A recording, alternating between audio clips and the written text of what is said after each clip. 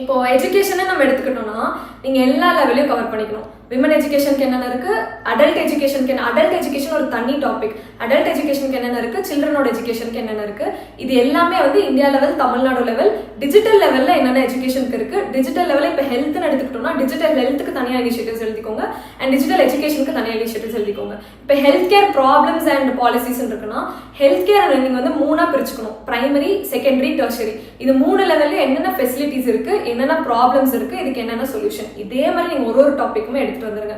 டிஎன்ஹெச்எஸ்பி, டிஎன்ஹெச்எஸ்ஆர்பின்னு 2 website இருக்கும். அதில் போனீங்கனாலே தமிழ்நாடுல என்னென்ன இனிஷியேட்டிவ்ஸ் இருக்குது, என்னென்ன ஃபெசிலிட்டிஸ் இருக்குது முதற்கொண்டு அது ஃபுல்லாகவே கொடுத்துருப்பாங்க. அண்ட் டிசீசஸுமே அவங்க வந்து தனியாக கேட்க சான்ஸ் இருக்குது. இப்போ நான் கம்யூனிகபிள் டிசீஸ்ன்னு கேட்டிருக்காங்கன்னா அதுக்கு தமிழ்நாடு என்ன இனிஷியேட்டிவ்ஸ் எடுத்திருக்காங்க. இப்போ மக்களை தேடி மருத்துவம்னா நான் கம்யூனிகபிள் டிசீஸ் வந்து ரொம்ப மேஜர் ஃபோக்கஸ் போட்டிருப்பாங்க. அந்த ஹெச்எஸ்ஆர்பி அதுக்கு தான் மெயினாக கொண்டு வந்திருப்பாங்க. ஸோ அது அந்த மாதிரி நீங்கள் ஒன்று பிரித்து எழுதினீங்கனாலே ஓரளவுக்கு நம்ம வந்து இது வந்து சோஷியல் இஷ்யூஸ் வந்து நம்ம மேனேஜ் பண்ணிக்கலாம்.